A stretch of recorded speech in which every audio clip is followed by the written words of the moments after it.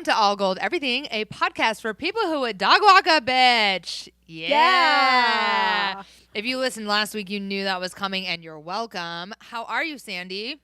I'm well. Yeah, I would dog walk a female dog. You would, but you would also dog walk a male dog.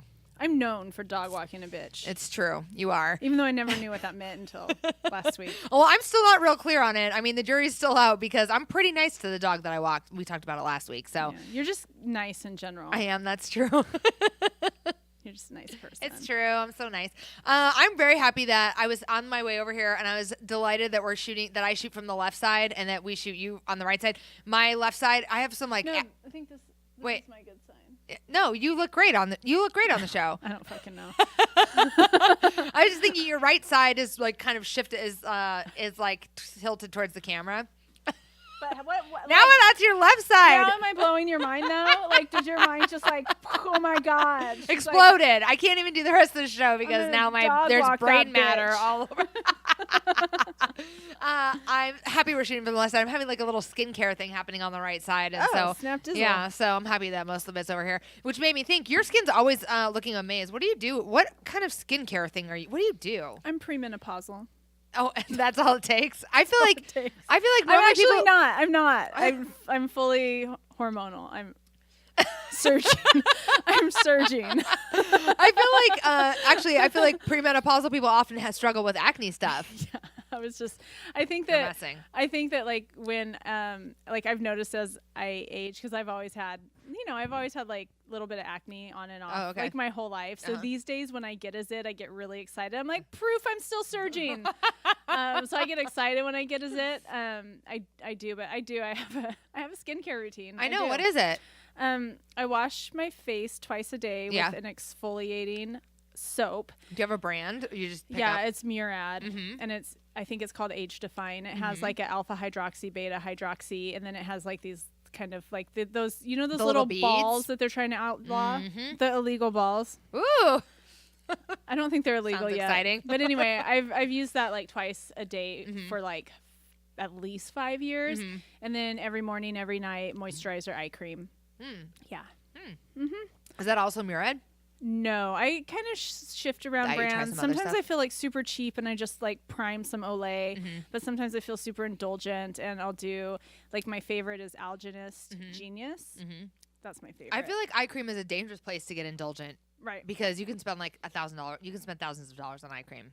It's unnecessary. Maybe, right? Yeah. Yeah, when I say indulgent. I'm not implying that you do. That is not what I mean by getting indulgent. But I do think like $60 for eye cream is indulgent. Yeah, because it's usually like a little tiny, it's very small amount. That actually is my problem with eye cream because I am an overuser of products. I always use too much. I always use too much conditioner. I always use too much shampoo. So I just know that if I spend a lot of money on eye cream, I'm going to end up burning through it. Right. So anyway, I was curious about that while I was thinking about the show today. What your skincare routine was? Skincare routine? I do. I did used to use. I use Murad face wash. Well, I have to say too that I have been doing the moisturizer since I turned 30. Yeah. That's religiously. Smart. Yeah. In the same way that it's smart to start doing Botox when you're 30 instead of waiting until you're 50. I don't believe that. I don't listen to that. If you were someone who wanted to use Botox, you want to use it earlier. If you want a $700 every 3 months habit for no fucking reason, you should do that. Okay, so can you tell I'm cheap? Are you noting my frugality? No, I don't know. I think it's just like you make clear decisions on your priorities. How about that? I'm clearly making a decision that a 30-year-old does not need to waste their money on Botox. I have never had it, but I've considered it for a long time, but I've never done it. Okay, so anyway, I use the Murad face wash as well. The same one as me? I don't know if it's the same one because it's just a gel. It doesn't have any beads in it. It's a white cream and it has it's a white tube with a purple. Okay. Label. So I should do that. And then the other thing is that I use like a exfoliant from Arcona, maybe. It's like some kind of Gromage exfoliant. And then I use a moisturizer. But I don't use any eye cream. And honestly, I'm not very regimented about how often I do all that stuff. Like, once a day. I hate washing my face at night. I shower in the morning. I hate washing my face at night because it's like all in my hair, and I just like get lazy about it. There's water everywhere. Because I always think it's gonna be like a Neutrogena commercial where I just like splash my face and it looks so, but it's like a fucking waterfall happened in my place, you know? I'm the same way. Yeah. And the only reason I honestly do it twice a day is because I usually work out almost every day, and that requires a shower at night. Yep. And then obviously I wash my face in the morning. So that's how I get my twice a day in. If I happen to not work out, I probably won't do it. Like I was going to say tonight, I wouldn't do it, but I have all this fucking makeup on. I know, so that's the other thing I'm really bad about. Yeah. I am so bad about removing makeup. Oh, it's the first thing I do when I get home. Really? I hate do you do the way wipes? It feels. No. No. You wash. I wash. Yeah. I just hate the way it feels on my face. So it's the first thing I do when I walk in the door. Well, that's fascinating. I'm so excited to know your skincare routine, and I know our listeners are too. Thank you for sharing it with us, and I'm glad that I asked about it. You're welcome. I will tell you that if your name, let me try that one again. If your name is Fred Bushy or you like to fact check, then this is an episode for you. Oh, yeah. I feel like I am playing very fast and loose with these stories that I've got for us to talk about tonight. There are plenty of facts to check. All and right. in that vein, we were walking in. You said you had a correction. Was it to last week's episode? I think it was 2 episodes ago. Correction section. I was just thinking. I was randomly reflecting on our conversation and my horror that our friends, Joanne and Randy, aren't doing vows. Oh, yeah. And I was really You were very adamant about the vow thing with them. I was puzzling over this. And I just started thinking about vows and like why we do vows and where they originated from. And like a dumbass, like it hit me on the head, like as if, you know, something actually hit me on the head. Yeah. Vows are religious. Vows are religious. And so, Heidi, what religion would it be completely fitting would not have vows or promises as part of their belief system? Oh, like maybe Buddhist? I was getting nervous I was going to answer wrong. Yeah. It's all about being present, no expectations, no attachment. Right. So it hit me like a ton of bricks, like the universe opened up and truth fell down. Like, duh. It's a Buddhist wedding. Oh, there's no vows about that. Oh, yeah. Okay, that makes sense. Yeah. Sorry, Joanne and Randy, to have razzed you so hard on the vows. Although it was fun. Yeah, really totally to really harass them. But I still think you should do vows. Yeah, because there are I love Buddhism, but there are elements of Buddhism that are bullshit. Yeah. That modern day people take and, you know, use as a reason to block. Used to bullshit. Yeah, bullshit. Yeah. So I'm always going to stand behind vows, but I definitely in the spirit of sensitivity and like diversity, like oh duh, I fucking get it. Of course, you're Buddhist. Thank you for the correction section. That had not occurred to me at all. So I just spent a lot of time thinking about it. You know, why would nobody make promises at a wedding? What's the point? God. Sandy, what did you get up to today? How was your day? I worked. I know, and yet you got here and you look so fabulous. Tell our listeners how you're feeling about what you're wearing tonight. I think I love this sweater. I feel like a Skittle, but I mean that in a really good way. I feel really good. You just look so adorable with the top knot and the stripes. I'm just so here for it. I feel great in this. Yeah. I feel like $1 million. I feel like the child version of myself is finally getting the cute sweater she always wanted. And it does have kind of a schoolgirl look to it. Like it's just very cute. I love it. And where did we get it? We got it at Adorn. We hit Adorn pretty hard today. I have a little jacket here that I picked up from there. Sandy's sweater is from there. Our listeners should hit their website. They're having a huge sale at the moment. You can shop their website and use our promo code AllGoldPod for 10% off anything on their site. So you definitely want to do that. Pick up some cute stuff. It helps us, and I don't think that we've mentioned this before, but it does support the show. So we get 10% of all the sales that we make from people who use our promo code. So it helps us out. It brings you a new episode for us. Sandy's feeling herself. Just trying to sell the sweater. Buy the sweater. Buy the sweater. Buy the sweater. There was something else I wanted to mention about that, but now it has slipped my mind. So I'm gonna put that new black mini. I'm gonna charge anyway. That song has been just like in my head. I don't know what song that is. 'cause I love your smile. It's just went like, some cutie made it go viral on the interwebs, and I'm like, I used to love that song. It's got a great hook. Yeah. It's got a great hook. That's a good song. Well, I have to say that I haven't talked about this. Oh, I know what I had just slipped out of my brain, which is that not only did I want to remind our listeners about our promo code with Shop and Dorn, I also wanted to remind them about where they can find us and what they should do if they love us. Do you want to lay this out for them? I'll give it a shot. Please. Well, we can be found on YouTube. Correct. The video, so you can see the sweater. And you can also see a clip of the week every week on YouTube. So a little short version, somewhere between 3 to 7 minutes. So open your YouTube app and search All Gold Everything Podcast. Correct. The podcast phrase is important. That's important. And then we come up first, and you could listen, you could watch all of our episodes, and they're all pretty incredible. Just saying. You're going to want to hit the subscribe button. But for me, like, my preference is I really like the audio version. And the audio version is on Apple Podcasts, SoundCloud, and Google. Yeah. What? Yes. And you can go to our website and find it at allgoldpod.com as well. And we would really, really love it if you would subscribe, rate, and review. That would be bomb. Subscribe is dope. Yeah. So rating is dope. Yeah. And send it to your friends. Reviewing is like the dopest. And then get your word of mouth on. Thank you for that public service announcement. I have to tell you what I did today. I'm very excited about this. So one other thing that I haven't talked about in almost a year since we've been on the podcast is that I am obsessed with this workout, this Peloton workout. You haven't talked about that? I feel like I don't talk about it very often. It's so funny. Well, you talk about it all the time outside of podcasts, but I don't know that it's come up on podcasts. I know. I mentioned it on our very first episode. So I have Peloton is a spin bike basically that is that you buy at your house, and it has a 17-inch touchscreen tablet attached to it, and they live stream classes from a studio in New York City all day long. So you can take a live class. The thing that's cool about it is that you have a little username, and your metrics get streamed back to the studio, and so the instructor of the live class can like say, "Oh, hey Heidi in Portland, you're doing great. Like, go ahead, keep spinning," or whatever. Like, so you have this kind of interactive thing going on. They also just made a treadmill, which is freaking amazing. How you run all the miles you do without a treadmill in your home at all is amazing to me. But I know you hate the treadmill, but still, I mean, I just think that weather and all anyway, I'm surprised. So the whole thing is I've had a Peloton for almost 3 years. I'm totally obsessed with it. I have referred a ton of friends. Like, I've sold probably 7 or 10 bikes this year by referring people to buy a bike or whatever. And so every year they host this thing called Peloton Homecoming, where they invite all of their home riders to come to New York City and like take a live class and meet all the instructors and blah, blah, blah. So because I have been a loyal customer of theirs for a long time, I got early access to buy a ticket.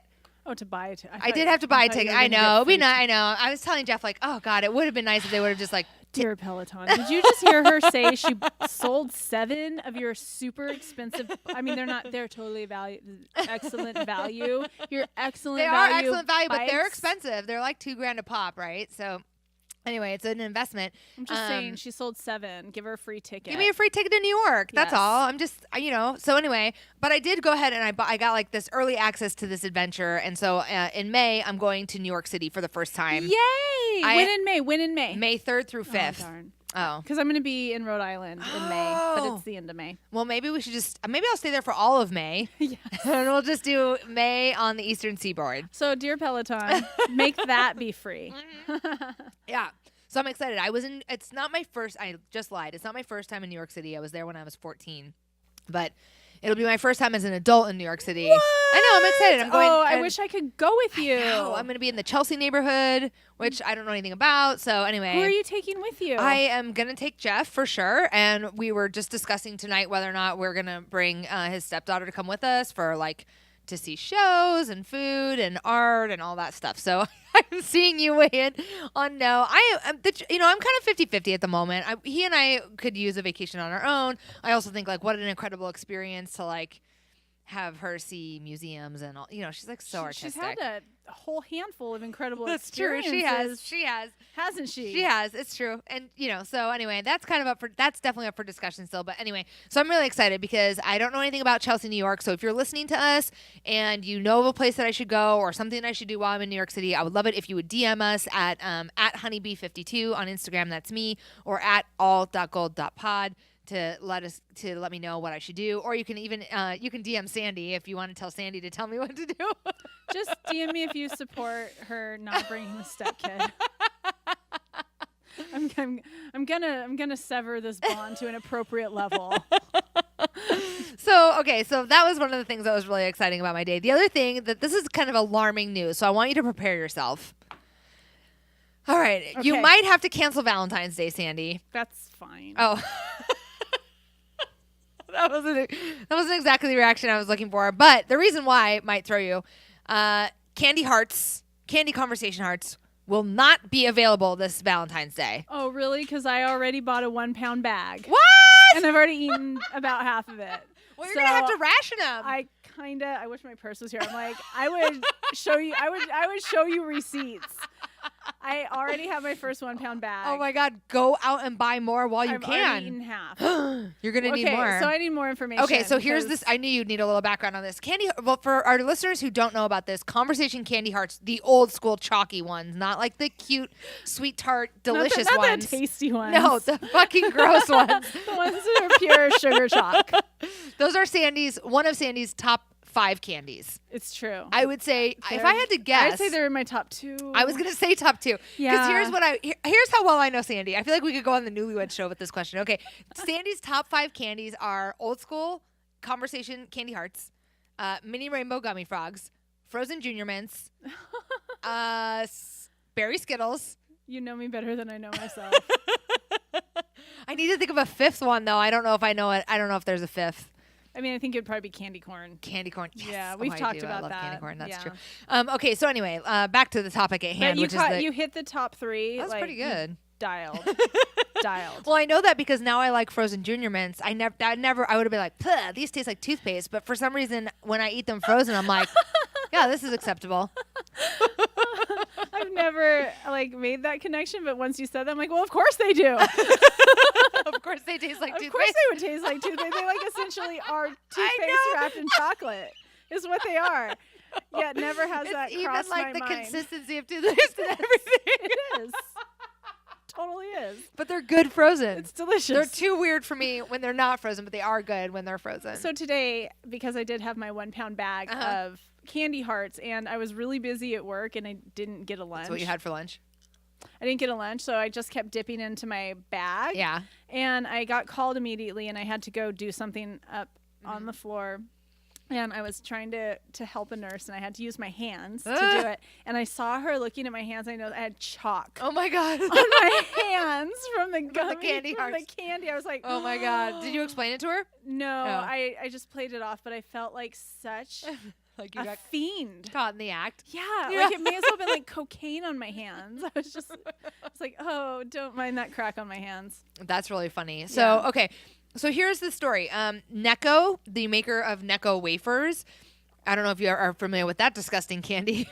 It's basically pretty delicious. It's candy essentially flat. A round, flat candy heart. Yes. All right. That's what it is. That's exactly what it is. So Necco has been making Necco wafers for 153 years. They've been making Necco wafers, and they've been making these Conversation Candy Hearts. So they were recently acquired by a company called the Spangler Candy Company, and Spangler acquired them, I don't know, in like the last month or 2 or something, or maybe 3 months. But anyway, apparently what happens is it takes a minute to make those chalky candy hearts. It takes 11 months for Necco to make this candy as stale and chalky as it is. There are warehouses all over the world stocked with 1 pound But bags. how many? Okay, so this is the thing. How many candy hearts do you think that Necco, now Spangler, will make every year? How many? It takes Necco 11 months to make 8 billion candy hearts. That's a nice amount. It's a lot of candy hearts. That had me thinking, like, there's only like 6 sayings, right? There's not that many topics of conversation. I don't read them. I'm not here for the verbiage. It's not. It's not your thing. No, it's not your thing.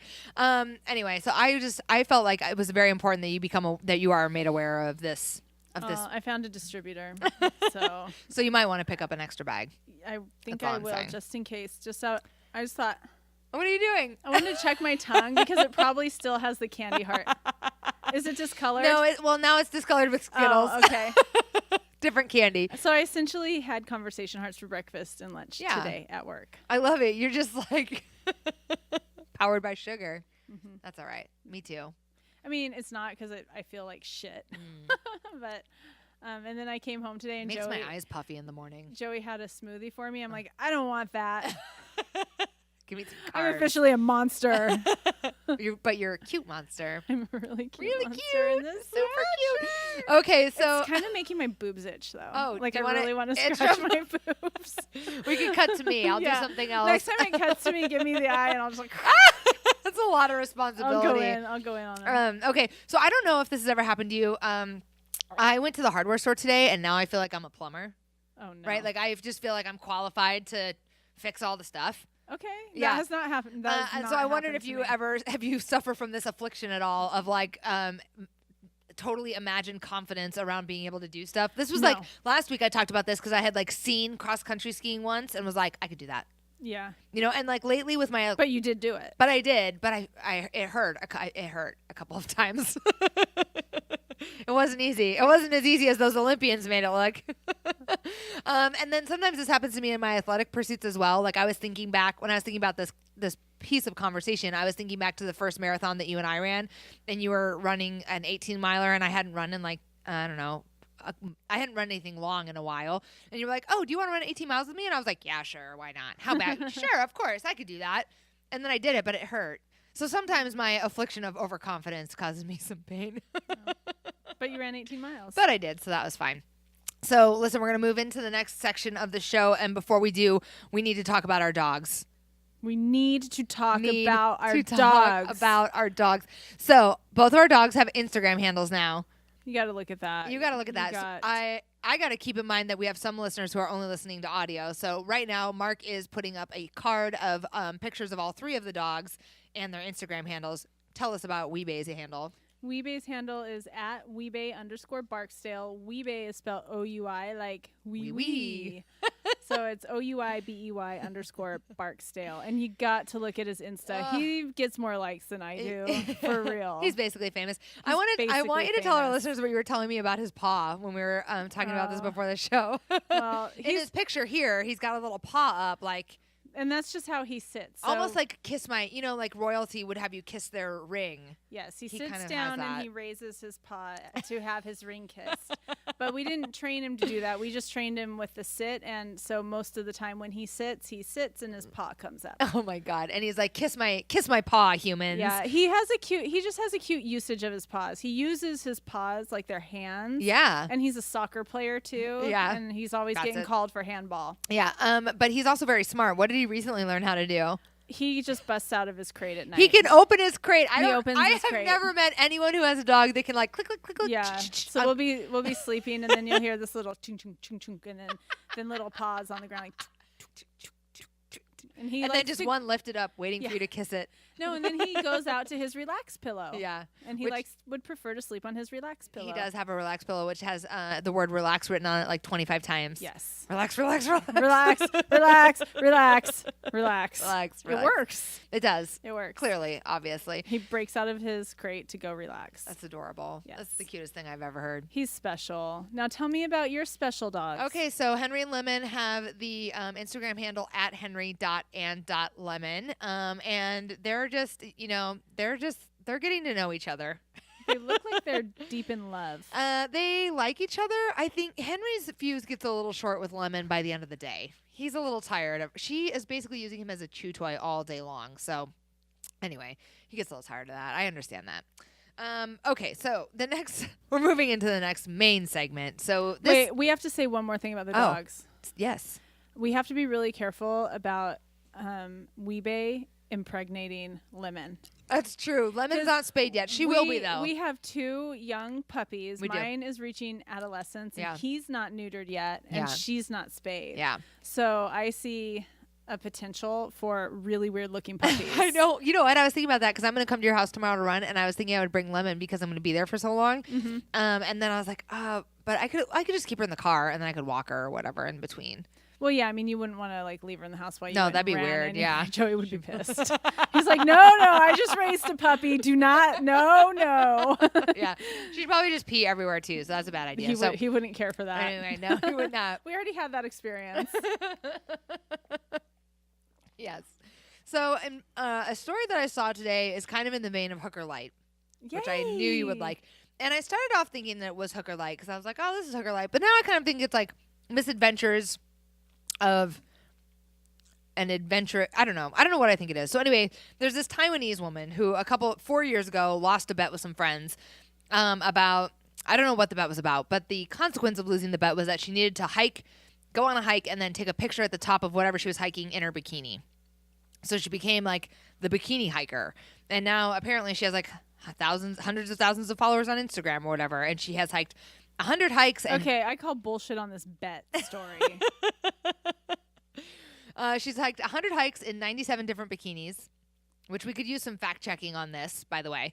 It's not that hard to hike in a bikini. I mean, my question is, take a photo of yourself. Yeah, so it's not super challenging, right? Which is I think kind of why I was like, oh, well, actually, this is Hooker Light. It's not really like she's running the Hurt 100 and then taking a picture in her bikini. It's like she's just bopping along in her cutie hiking. It's like almost porn, actually, in her cutie hiking boots and her little tiny bikini or whatever. Yeah.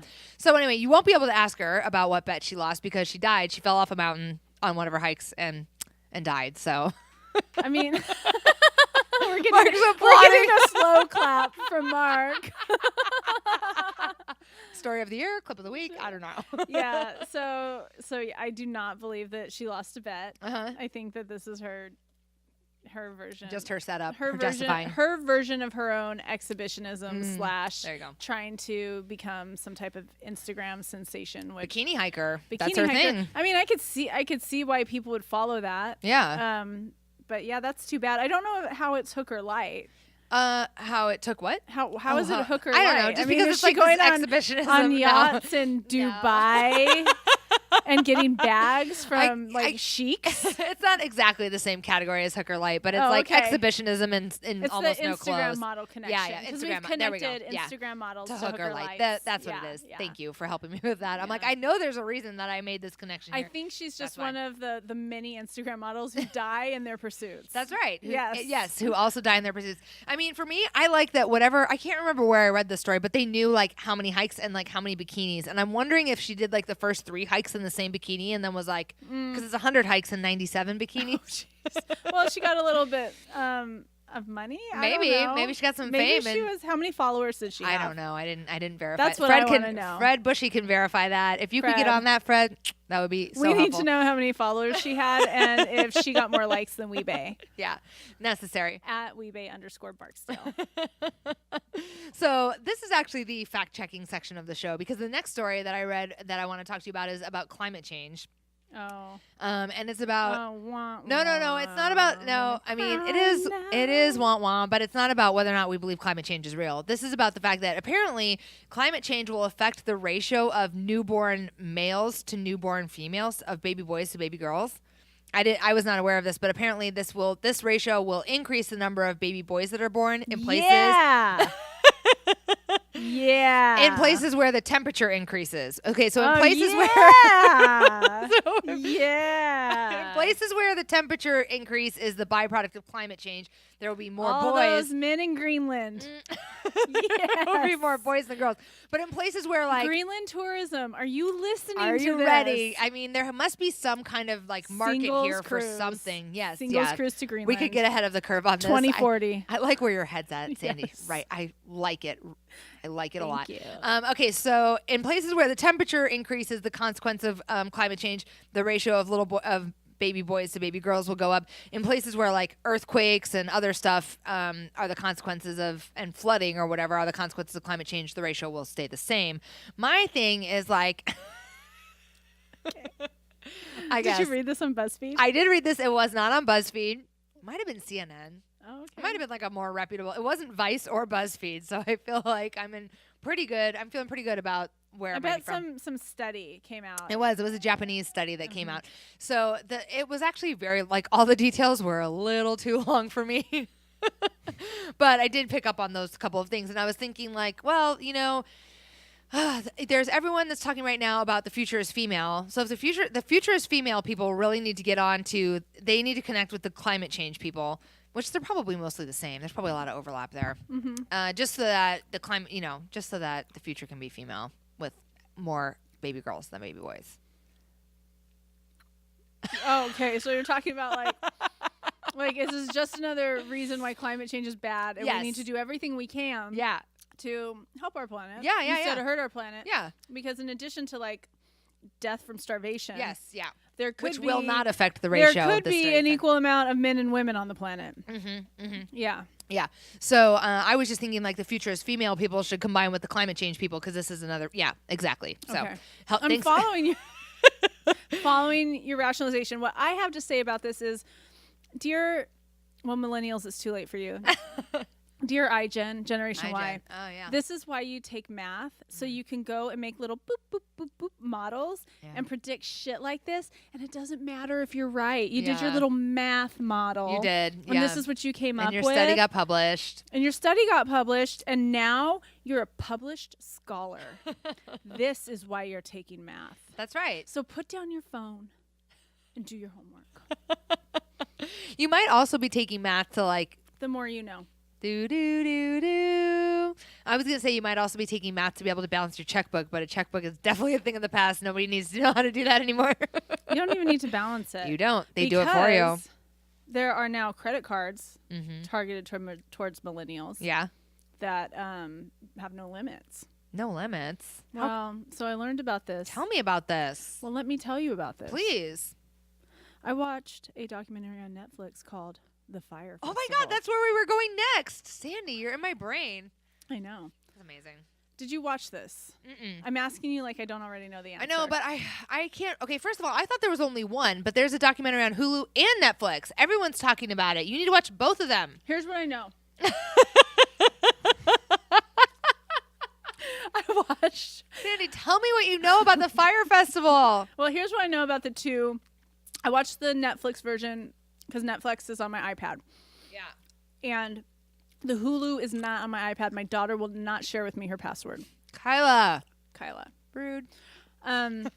What I know is the one on Netflix is good. A lot of people are watching it. A lot of people are talking about it. Yeah.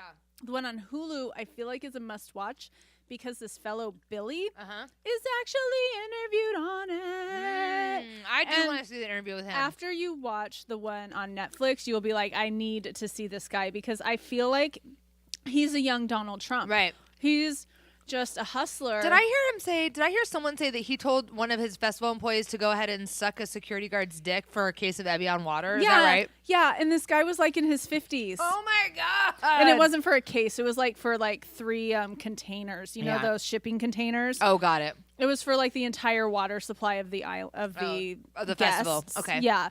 Because it got held up in customs and they weren't gonna release it unless they paid $175,000. So it was like, you're a good gay guy, which is so fucked up. Whoa. Take one for the team. But this guy's response was the trippiest part. He was like, I went in and I washed my face and I was prepared to go in there and suck this guy's dick for this festival. This grown ass 50-year-old man, like he was saying it to say like that is how deep we had gotten in and how invested I was in pulling this shit out of the mud. Wow. I was prepared to go in and suck this guy's dick. He's like, luckily, he was a really cool guy. And he was just like, hey, take this water and make sure we're the first that are paid. Wow. Yes, but I do. So there have been just some moving documentaries, Surviving R. Kelly being one. Yeah. This Fire Festival being two because, well, okay. Ja Rule. Oh my God, I heard a great Ja Rule quote from that. I haven't seen it, but I feel like I know some of the highlights. What is the Ja Rule quote? That some phone call ends with him being like, "Well, at least nobody died." That is like. He was so after all this shit went down, he's like, "Well, what?" Because their whole thing was whenever employees would come to them with like legitimate concerns that had to be addressed, logistics. The response would be, we're not here to be problem focused. We're here to be solution focused. So these were like the buzzword bingo people. And this is like one of my serious pet peeves is when people have all the pretty words and nothing to back it up. None of the substance. But damn, do they have those words down. And damn, do they play buzzword bingo. And did they have the look and the buzzwords? Yeah, they did. And so they put on this whole show with it and just a little bit of fraud sprinkled in. But so that was the atmosphere that it was just like, oh, you're being negative. We're only about solutions, yada, yada. And what was I getting at with that? Ja Rule. Ja Rule. So all the shit goes to hell. Yeah. It was a flaming, like they had to like leave the island under the cover of night because all the people who lived on the island, like they were helping them build this. Right. And they didn't get paid. And they didn't get paid. And so they were like coming for them. Yes, I do remember when this happened. It was wild. Yeah, so they had to leave under the cover of night, and it was just like the biggest failure you could possibly have, and so when they were having their conference call after Ja Rule said, he's like, oh, this was like really minimizing. He's like, I mean, it's not like anybody died. What is Ja Rule? He's a producer, right? But he's also a rapper. What's his song? I can't think of any Ja Rule songs. Are we muting? Always there when you call, but I'm always on time. Okay, you know what? That song fucking sucks anyway. There's so many extra words. Ashanti carried him. I know. There's so many extra words in that song. Like, I'm not always like that. Doesn't even fit in the rhythm of that song. I hate that song. That song makes my skin crawl. Yeah. Oh my god, I'm so glad that Ja Rule was involved in this well, because it's a fucking nightmare. He's a nightmare. Yeah, I mean, are we gonna do hashtag mute Ja Rule? I mean, so we could, because here's my question. This was never addressed in the whole documentary. So this guy Billy, he was like the main, and he really was he is a total con man. He's got all the ideas. He's really good at getting people to give him their money, and he just kept getting more money. So go ahead. He was partners with Ja Rule in this. Why is he in jail? And Ja Rule isn't. I don't know. Well, my question is, did anyone make any money? No. Like, or did everyone just get defrauded? Everyone got defrauded. There was a case at the end because there's a class action lawsuit that's still pending, and you know class action lawsuits take years. So 2 festival attendants did decide to sue them outside of the class action lawsuit, and they won. They won $5 million each, but this guy has no money, so they're not going to get their money. I mean, at least not anytime soon. And this guy, even before he went into jail while everything was pending, he was already starting up other operations. I know. It's crazy what they can do, like with different types of bankruptcies, different shells, and like people who operate in the world of finance or in the world of conning people or in the world of money know, like, oh, I'm going to do some creative financing with this, or I'm going to, like they know this bullshit to like be able to make money here and hide it from so that they won't have to pay out their settlement. Just like the guy on the Blowpoke. Oh, right. Right? Where like he ended up having to say that what was that show? What was that called? Down the Stairwell, the owl. Oh my God. What the fuck was that called? We talked about it for weeks, Sandy. I can't remember what it was called. Staircase. The Staircase. Thank you. Just like the guy in the Staircase, where he ended up saying that he was like completely broke, so that he wouldn't have to pay the settlement to his kid or to his stepkid or whatever. Well, what they uncovered, this FBI investigation, because this guy, he would be like, I've got $1 million from this, I've got $1 million here, I've got $1 million here, I've got all this money, and like every time he would fly back to New York, he would come back with another like several $100,000, and the people around him were like, this guy's a genius. He's a genius. Well, what it turned out is, all said and done, he raised a total of $60,000. So all of it was fraudulent. It was like all fake, and he was like running this shit on it. I'd have to be loaded all the time to do. I mean, you would have to be.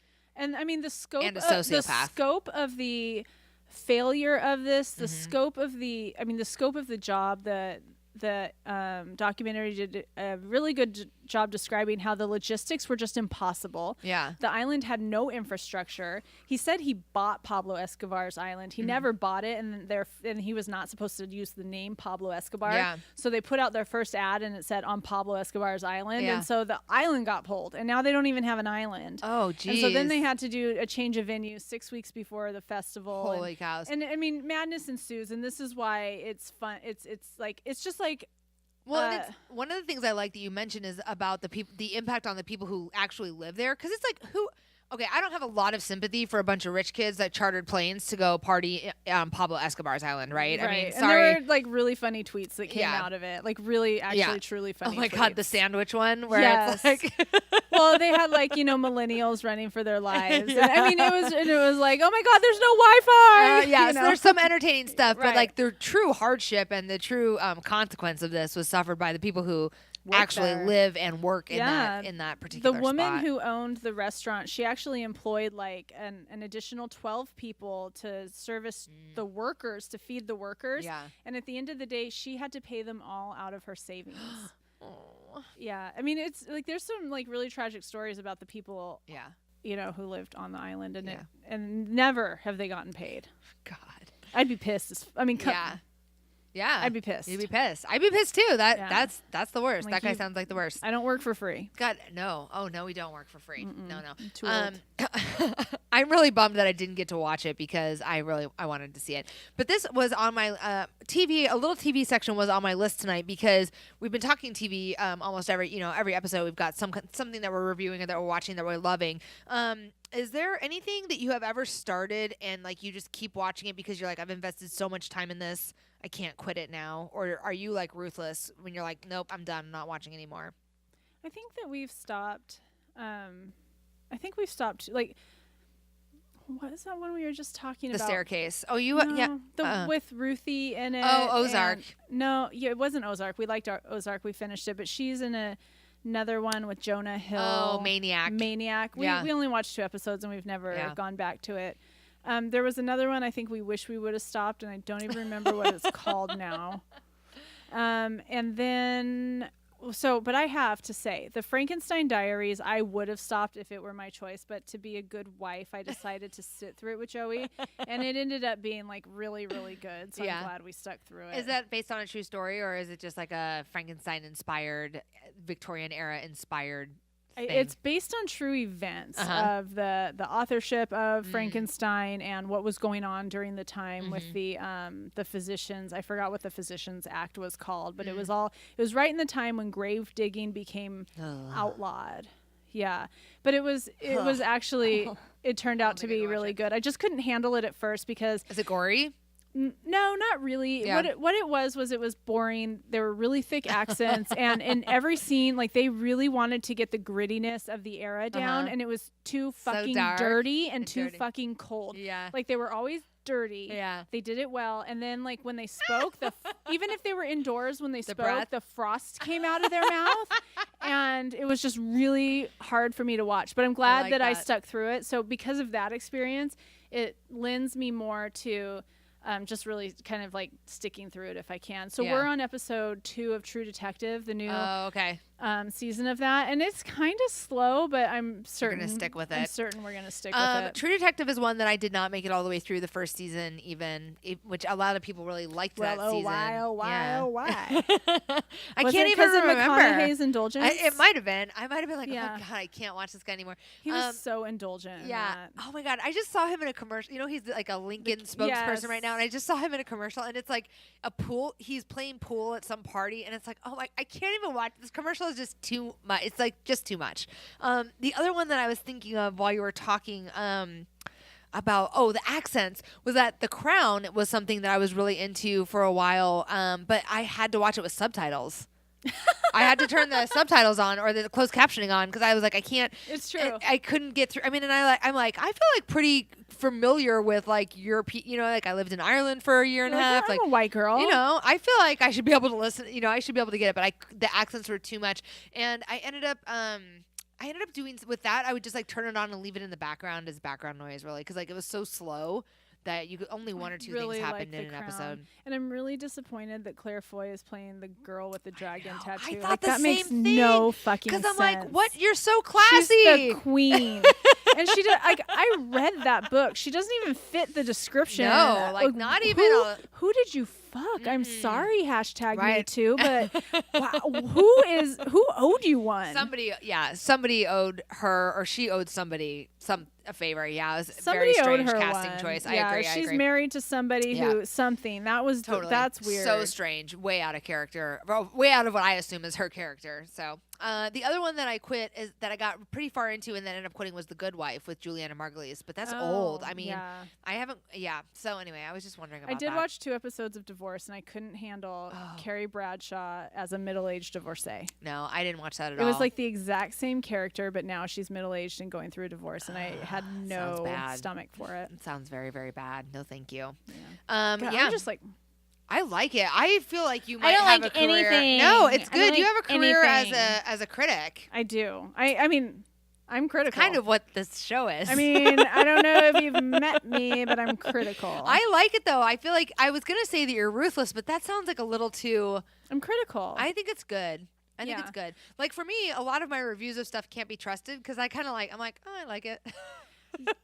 It's true. And I like everything. This segues into our topic if we're going to get into it. It's great timing. And I think that's why I'm happily critical is because, like, no. Yeah. Not everything fucking impresses me. That's true. I've been on this planet 42 years. It takes a little bit more than just showing up to impress me.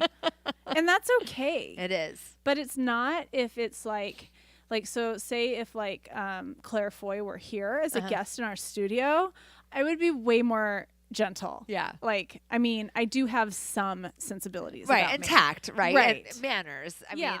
Yeah. So there's all of that. Yes. So yeah, that's a great way to segue into our main topic tonight. Tonight, I thought we could spend You know who should play the girl with the dragon tattoo? Ruby! Yes! Yes! I tagged her on Instagram this week. I really hope that she comes through on that one and gets back to us because she would be great in The Girl with the Dragon Tattoo. Yes. God, that girl's going places. She is. And she doesn't need that role. She doesn't. And she doesn't need to fuck anyone for it. That's okay. There you have it. But tonight I wanted us to spend, just 15 minutes or so talking about finding our authentic voice and coming into, I guess for me, I feel like the last year, we really are just celebrating a year of doing the podcast. So yay, woo, woo, woo, woo, yay, yay. Does that mean we should be doing a season 2 or is this not that kind of podcast? I don't know. I mean, we haven't really ever discussed the kind of setup of, we have to go on vacation. We have to take a hiatus. Oh my God, I don't want to take a hiatus. Do you? Not from this. We work around our hiatuses. Hell yeah. I don't want to take a hiatus and have a season 2. People can just pause and then catch up. Don't pause though. Just stay current. I think it's more about us than them. Yeah. A hiatus. No, we don't need a hiatus. We got too much energy for this. We got No, too much are passion you for kidding this. me? This is my outlet. This gives me life. I just have to hold it all in. I know. Well, that is what made me think of this because a couple of days ago, you and I were texting, and I was saying that I was really grateful that we had this opportunity to do the podcast and to be authentic and have fun and be ourselves and be ourselves out loud. Yeah, out loud, and to share it with our friends and family and whoever's listening in Brazil, In Russia. Yeah, Russia. Russia. You are not a bot. And You're a real person. It's been really good. We love you. We love you. So I was thinking about the fact, and I love that you just mentioned it out loud. Right? Because it's my authentic voice has always been running in the back of my brain, right? And then it slowly started to creep out in journaling or in writing that I was doing. And then with friends and, and I get more comfortable with people that I know and, with partners and with family. Family is actually one of the hardest places for me to find my authentic voice to be fully authentic. But I have really, I feel like in the last 12 months, my authentic voice and my, finding it has really kind of exploded exponentially with doing this Hormone every week. Surges. I'm kidding. Maybe. Your skin looks great. Your skin looks great. Yes. Only from the left side, please. I'm practically Mariah Carey over here. I've got bleach blonde hair. I'm only on the left side. So I was just thinking between this project where every single week we get to come here and just shoot the shit and be real and be honest and I can acknowledge that I review everything positively. It's okay. It's okay. Yes. It's kind of who I am. Yes. Yes. And you don't have to apologize for it. I don't. And between this and then the ability to do the writing on the book that I'm working on and just to have these passion projects to find this out loud version of the internal dialogue and to discover that it's totally appropriate. There's no reason for it to be shut down. There's no, of course, having people, I feel like I deliver my authentic voice with tact and compassion and kindness, right? And manners, But I just really wanted to, I don't know, I just wanted to be able to give a huge shout out to anyone that's been involved in our project, to you and to Mark and to our listeners and to our super fans and to Adorn and Ship a Dick and all, all these crazy, interactions that we've had with people who have been, people and companies and whatever who have been so supportive of this passion project because not only is it just super fun to do, but it has had a tremendous impact on my ability to communicate as me with people. That is so incredible. I feel like applause? Oh, I don't know. Like how does one round of applause? I don't know. I just wanted to talk a little bit about your experience with it over the last year and how you, if your authentic voice has changed at all, if it has helped to like bolster yours. I don't know if you have any thoughts on it. Yeah, I mean, I don't know that I have anything as deep and profound and connected as what you said, because I've had some changes that are now a little bit behind me, a little bit historic, where I thought I was fully integrated, but I realized that my full self wasn't really integrated into my professional life. And so my changes in using my authentic voice really kind of came for me at work. Yeah.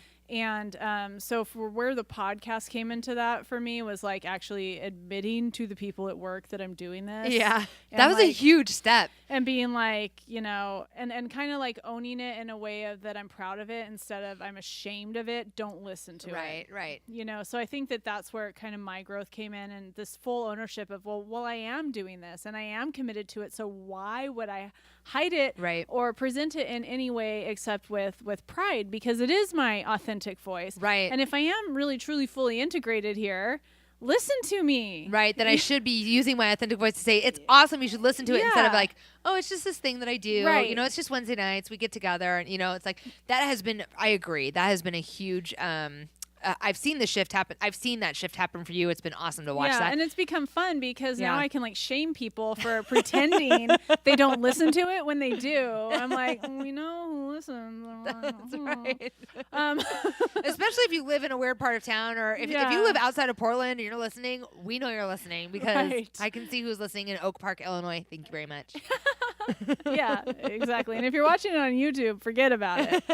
Yeah, it's awesome. So yeah, I think that's been where it shifted, and so for me, it's just I'm always more and more, because I let go a long time ago of giving a fuck about what anybody thinks. But what that wasn't just like I don't give a fuck what anybody thinks, so I could be a total disaster all over the place. It's I finally trust myself and I finally know myself, and I'm not and I'm good. Yeah, I'm not going to be perfect, and I'm not always going to be perfectly tactful and all that stuff. It doesn't have to fit a socially acceptable box all the time. Right. But I'm me and I'm good, and therefore nothing that I say or do is going to be, you know, detrimental. Yeah. I don't make those kinds of mistakes anymore. I don't exist in that energy anymore. So I can be my full self. And I also had, you know, a lot of experiences that are also now historic of where being my full self has paid off in like dividends. Spades, yeah. And so it's like I've had a ton of positive reinforcement about showing the whole of me versus, you know, just what I think you should see. Right. Yeah. I love that you mentioned that you can trust yourself, because I think that is kind of one of the last, sorry, my phone just binged. I think that's one of the last big hurdles for me of really being full voice all 1000% of the time has been this idea of like, well, what if I say something that really is outside the box, that's really awful, that's, you know, whatever. And it's like, God, I can't remember the last time I mentioned this last week, I think, actually. I can't remember the last time I said something really awful. So, like, it's weird that I wouldn't trust myself to just know, like, anything that I say that comes from my authentic voice is acceptable. Right. You know? And so I appreciate that reminder again this week. And then the other thing. Well, one thing before we move on, because I think we talk about really important subjects, and they're really important areas of growth that when they really happen and when they're really real, we can feel it in the way that we talk about it. We know what we're talking about. Yeah. But I don't know the listeners always do if they haven't yet experienced it or we're not being clear. So I always think it's important to use examples. I felt bad last week because I was talking about this big shift that happened with my daughter, and I couldn't go into specifics and details. Oh, right. Out of protection for her privacy. Yeah. But I want to use examples every time I can. Yeah. So I was quickly trying to think of an example of, you know, when I kind of like hid my voice and how that changed. And what I can think about is it really, this growth happened for me at work. So it's a work related example, but the culture of my work is there's a handful of really smart people that are really like kind of like icons in our, like one of them actually won an award that is icon. Yeah. Right. So and probably published a paper or two with a model in it. Yeah. So we have this little upper echelon of like really smart people that when we come in as little fledgling pharmacists, we're really taught to look up to. They're the smart ones. So my approach had always been to, if I'm going to say something, especially about a clinical scenario, it has to be right and it has to be in agreement with them. Oh, and that's a very rigid rule. And that's the culture that sort of created there. But a lot of it was my own doing. And what it did is it created this distrust in my own developing thoughts, experiences, and expertise. I didn't trust my own expertise because I was so worried about what would they say? What would they do? What are they going to say if I say this? So to the point when we were in these discussions that I love, that I still get to participate in today, where things would come up, I'd remain silent, and I'd get like heart pounding if I had to talk. It's been a couple years, if not more, but when I finally started to use my voice, my smart, informed, my now expert voice, that probably felt amazing. No, it was fun. It became fun. I began to grow. I began to learn. I began to engage in conversations that took us farther to learn and grow. And unwittingly and unknowingly, these people have gained confidence in me. Yeah, that's amazing. Because I can trust my thoughts, feelings, and expertise without outside validation. And I don't always have to be right. But they can see my thoughtfulness. They can see where I'm coming from, and it gains trust and it gains rapport. And so for me, that's like an example of what I'm talking about that I hope can resonate with some listener more so than just kind of our general terms. Yeah, I love that. And that's a great, I actually really appreciate you sharing that story, because for me, in my professional life, I've always felt quite confident, regardless of where I was in my, like my scholastic life. I have always felt quite confident that I was well informed and prepared to discuss and prepared to tell you what I thought about X, Y, or Z. And that has been really fun. Especially my last job, that was really fun. It led to a lot of debate, a lot of a lot of discussion, not all of it open-minded, a lot of the sense of like, I'm going to bat for my team here and this feels good. My true challenge in Authentic Voice is really around my emotional life more so than my professional or like fact involved or scholastic life. And so, but I like that I'm learning that. And so having these passion projects that are really emotionally driven for me, the podcast and the book, have really helped me to move further towards being comfortable, being authentic in my emotional life every day. Right. So that has been just a tremendous gift. I just like, there's no undoing it. I hope there's no undoing it. And I love that every week we get to come here and continue to practice it. And you're one of the main people that I practice my emotional authenticity with every week, right? And you're one of the main people that, like, when things are off kilter or, you know, I always appreciate your willingness to come to me and say, like, hey, something was weird with you. How are you? You know, I was thinking about the discussions that we had around the time that I got married and stuff, right? Like, we had some really frank conversation about the status of our friendship and our relationship and what was going on with us. And those are conversations that I was never really prepared to bring to the table. And like, I feel like the longer and longer you and I have known each other, and the more we work on these kinds of like passion projects and emotional driven projects for me, I have more and more willingness to surface with those same kind of feelings. And that is like, I mean, that's amazing. That has been a huge goal of mine. So anyway, it's been such a beautiful opportunity, this whole project, to have these growth experiences around authenticity. Oh, it sounds like we're ending season 1. Whoa, but we're not going on hiatus. We'll be here next week. So what were you going to move on to before I interrupted? I can't remember now, and so it's not a big deal. I think it was something about, I really can't remember, but it's not a big deal, and this is a great way to wrap up the show. I don't have much more to say on the topic. Have you anything else that you'd like to add? No, just call me if you want to talk about this authentic voice shit, because I could probably go on forever. Yeah. And DM us if you have any questions that you want us to weigh in on, if you need our help fixing your life, which we know that you do, if you need a solution for dating, for relationships, for parenting, for family life, I don't know, anything. I mean, it all goes back to getting to know yourself and using your authentic voice. That's the answer. So maybe you don't need to DM us. Maybe you don't need to DM us. Your life is fixed. Go do it. Anyway, we are sending lots of love and light to you from Portland tonight, and we're reminding you to stay vigilant.